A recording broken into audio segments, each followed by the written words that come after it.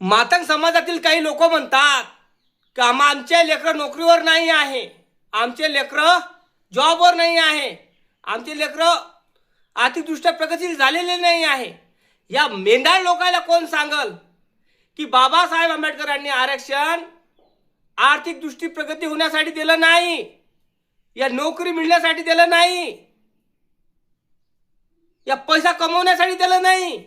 बाबासाहेब आंबेडकरांनी आरक्षण आपल्याला माणूस म्हणून जगण्याचा अधिकार देण्यासाठी दिलाय,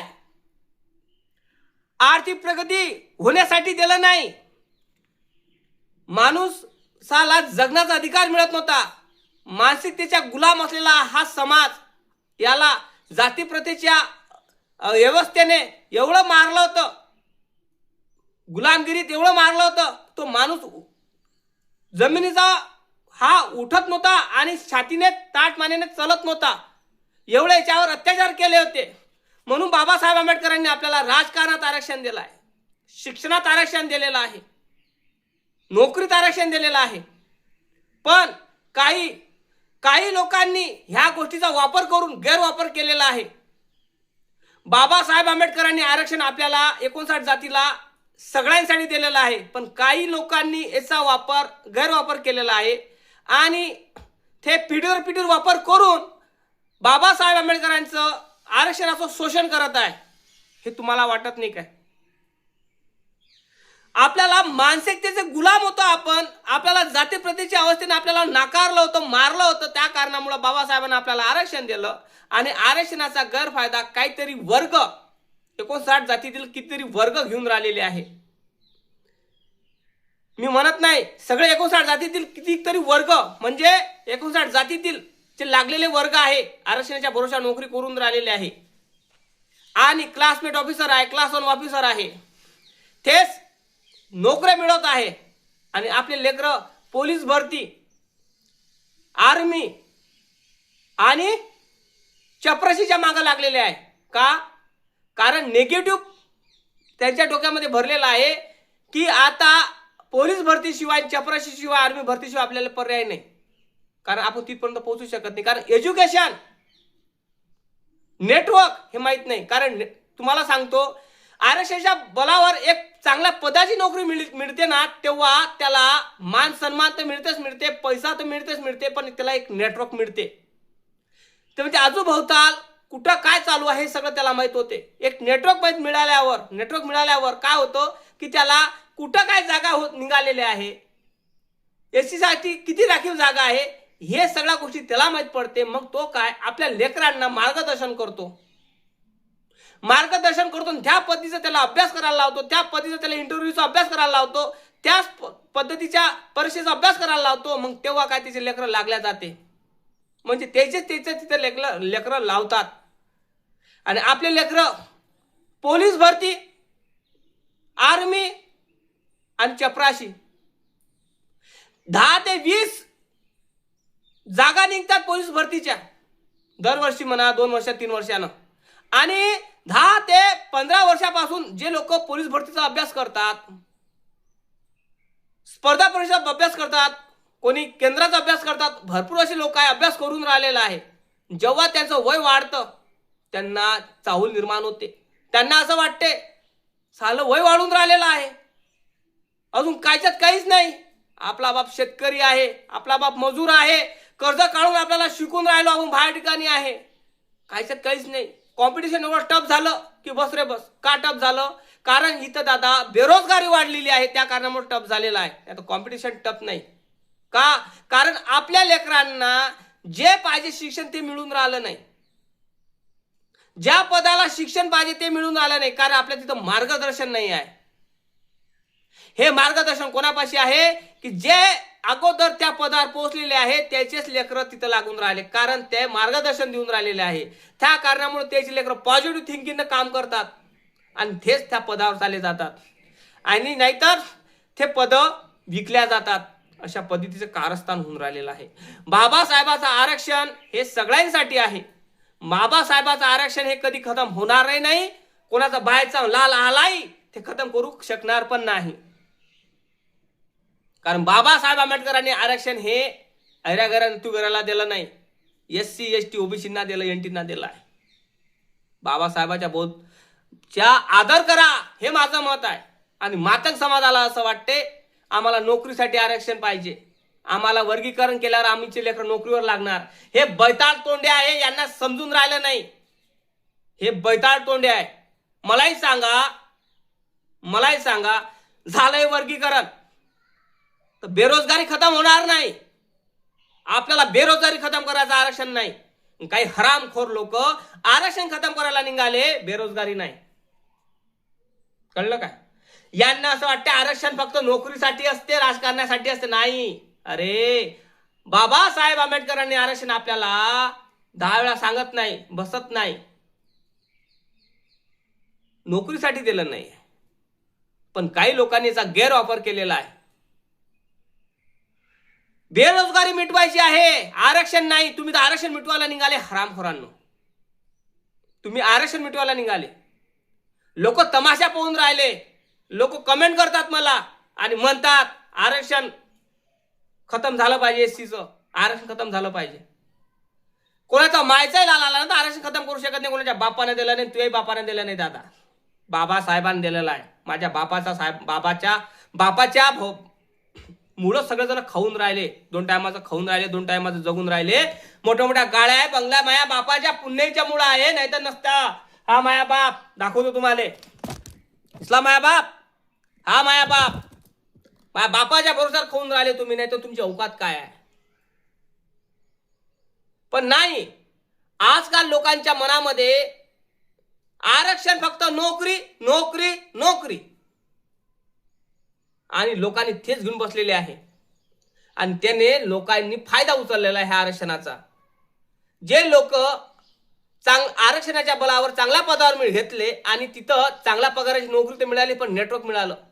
त्या नेटवर्कच्या मुळे काय झालं, जे आपली पिढी आहे हे सुधरून राहिले, त्यांची आर्थिक परिस्थिती चांगली झालेली आहे, त्यांच्या सगळ्या गोष्टी चांगल्या झालेल्या आहेत. मग त्यांनी आरक्षण सोडावं नाही काय? नाही सोडू शकत. तेच आपले जागा ज्या गोरगरिबांसाठी एसटीसाठी राखीव जागा निघतात, तेच आरक्षणावर काय आहे, त्या जागेवर काय डल्ला मारून राहिले. कोण? 59 जातीतील जे वर्ग आहे शिकलेले, जे वर्ग आहे क्लासमेट ऑफिसर झालेले, अधिकारी झालेले, चांगले कर्मचारी आहे 59 जातीतील, त्या जातीतील लोक डल्ला मारून राहिले. आणि गरीबातील जो शिकलेला वर्ग आहे, हा वर्ग त्याच्यापाशी 1 ते 2 3 डिग्रीही असन तर काही कामाच्या नाही. म्हणून त्याच्या आताची जी पिढी आहे येईन ते एकच म्हणणार, शिकून काही फायदा नाही, कारण शिकून नोकऱ्या लागत नाही. त्याच्यापेक्षा 10वी 12वी झालं, पोलीस भरती मालिक, पोलीस बनून जा किंवा चपराशी बनून जा किंवा आर्मीत लागाव. बस मुद्दे 3च आहे. गरीबाच्या लेकराईपाशी त्याचं स्वप्न क्लासमेट ऑफिसर बनायचं असते, पण त्याचं स्वप्न तो जाऊ शकत नाही. का नाही? कारण त्या नोकऱ्या ह्या राखीव ठेवल्या आहे लोकांनी. राखीव म्हणजे उच्च दर्जाच्या लोकांच्या नोकऱ्या आहेत त्या, आपल्यासारख्या नाही. आपला लेकरू तिथं जाऊ शकत नाही. का नाही? कारण तिथली आपल्याला माहिती मिळतच नाही, आपल्यापर्यंत येऊ देत नाही. का देऊ देत नाही? कारण तिथं सगळा भ्रष्टाचार चालू आहे, दुसरा काहीच नाही. आपलेच लोक भ्रष्टाचार करून राहिले, आपलेच लोक आपल्याच लोकांना मागं टाकून राहिलेले आहे, समोर ते चाललेले आहेत. ते पिढी दर पिढी तसंच होऊन राहिलेलं आहे, हे माझं मत आहे. आणि मातंग समाज म्हणते आम्हाला नोकरीसाठी आरक्षण पाहिजे. वर्गीकरण करून काही फायदा नाही. मी तुम्हाला आता सांगतो, वर्गीकरण करून काही फायदा नाही आहे. मलाही सांगा, वर्गीकरण नाही झालं, जे सरकार जागा काढणार त्याच्यामध्ये 10 ते 15 काढणार जागा, 10 काढणार. 10 लाख लोकांनी फॉर्म भरला, 15 जण घेणार, बाकी सगळे बेरोजगार. तुम्ही आरक्षण मिटवायला निघाले, बेरोजगारी नाही. तुम्ही जे नवयुवक पिढी आहे जी शिकलेली आहे त्यांना रोजगार देऊन नाही राहिले. तुम्ही त्यांना आरक्षण त्यांच्याजवळ हिसकून त्याचं आरक्षण तोडमोड करून राहिले. कळलं काय?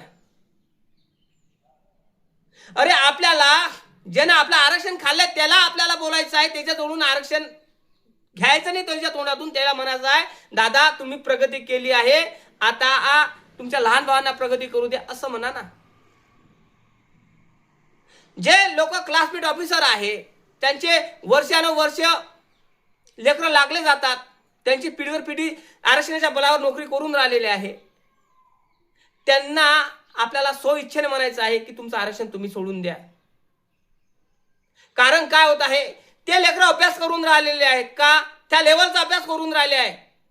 त्या लेवलचा अभ्यास का करून राहिलेला आहे, कारण त्याला मार्गदर्शन मिळून राहिलेलं आहे, त्या पद्धतीची सेवा मिळून राहिलेली आहे, त्या पद्धतीचे शिक्षण मिळून राहिलेलं आहे. आपल्याला मिळून राहिलं काय नाही, कारण आपण आपल्यापाशी 1-2 डिग्र्या पडल्या असूनही आपण सक्षम नाही आहे, कारण आपण आर्थिक दृष्टीने मागासलेलो आहोत. कुठं कुठं नोकरीसाठी पैसा द्यावा लागतो, कुठं कुठं नोकरीसाठी पैसा द्यावा लागतो. त्या कारणामुळे आपण पैसा देऊ शकत नाही. हे लोक अगोदर कसं आहे, नेटवर्क रचल्यामुळं त्यांना काय सगळं माहीत राहते, तिथं काय काय लागते हे सगळं रेडी करून ते तयार राहतात. जेव्हा आपण त्या परीक्षेची तयारी करतो तेव्हा त्याच्या संग आपलं कॉम्पिटिशन होते. तो 10 पटीने हुशार असतो. का असतो, कारण तो त्याच्यामध्ये असतो, आपण नसतो. त्या कारणामुळं आपले लेकरू नापास होते, ते लेकरू पास होते. का होते, कारण ते नेटवर्क तयार केलं जाते आणि त्या गोष्टी त्यांना माहीत राहते, तिथं काय पाहिजे तिथं काय नाही. ते तिथं म्हणत असत तिथं लेकरू एका मार्काने नापास होत, तिथं 10 लाख 15 लाख सलटून सगळ्या गोष्टी केल्या जाते. आपण देऊ शकत नाही. हा सगळा नोकरीच्या ठिकाणी भ्रष्टाचार चालू आहे. आणि सरकारलाही माझं मत आहे, तुम्ही पारदर्शक पेपर घ्या. कारण तुम्हाला माहित आहे, आपला अभिजित दिपके हा आंदोलन करू राहिला दिल्लीला जंतर मंतरवर.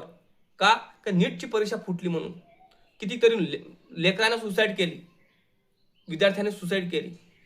मलाही सांगा, त्याच्यात एक गरीबाचे लेकर होते ना.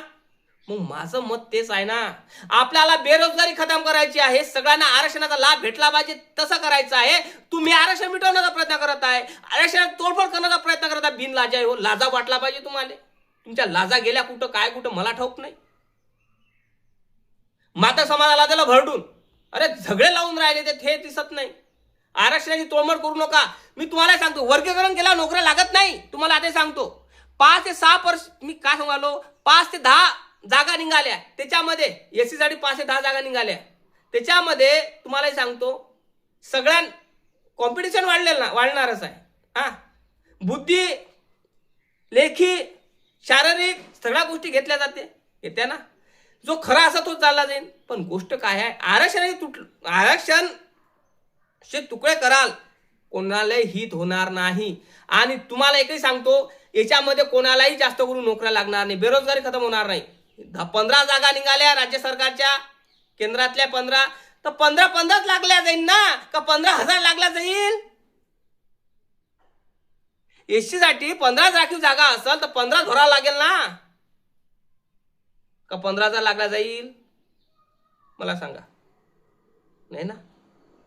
मग मलाही सांगा, आपण याची तोडमोड न करता ज्या लोकांनी आरक्षणाचा भरपूर फायदा घेतला, पिढीवर पिढी ते लोक आरक्षणाचा फायदा घेऊन आपलं भवितव्य करत आहे, त्यांना रिक्वेस्ट करून त्यांना म्हणायचं आहे आणि सरकारला म्हणायचं आहे की तुम्ही एक निवेदन तयार करा. तुम्ही एक जसं हे करतात, लोकसंख्येची हे जनगणना करतात, लोकसंख्या किती आहे, तशी तुम्ही एससी समाजामध्ये, एससी 59 जातीमध्ये किती लोकांना सरकारी नोकऱ्या मिळाल्या, त्यांचं आरक्षण तुम्ही सांगा त्यांना. का नॉन क्रिमिनल तुम्हाला लागणार तुमच्या लेकरांना. म्हणजे ज्या सरकारी नोकऱ्या लागलेल्या त्या लोकांना नॉन क्रिमिनल सर्टिफिकेट चालू करा. आणि जे गरीब आहे, भारत स्वतंत्र झाला तेव्हापासून त्यांच्या घरात सरकारी नोकरी नाही, त्यांना नॉन क्रिमिनल नसायला हवं. काय वाटतं? असं झालं ना तर सगळ्यांना नोकऱ्या लागणार, जसं ओबीसी मध्ये आहे तसं. काय वाटतं तुम्हाला? कमेंट करून तुम्ही सांगा. माझं मत मी मांडलं, तुम्ही तुमचं मत मांडा, कमेंट करून सांगा.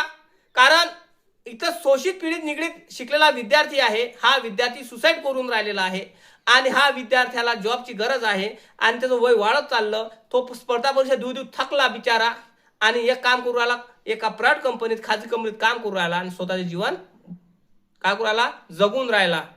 कारण जे मायचं स्वप्न, भावाचं स्वप्न, बापाचं स्वप्न होतं ते कर्जबाजारी बापाने झाला कर्जबाजारी, त्याचं कर्ज फेडून राहिला पोरगा. समजलं काय? जे शिक्षणासाठी कर्ज काढलं होतं तो फेडून राहिला पोरगा, खाजगी कंपनीत जाऊन काम करून राहिला, 10 ते 12 घंट्याची ड्युटी करून राहिला.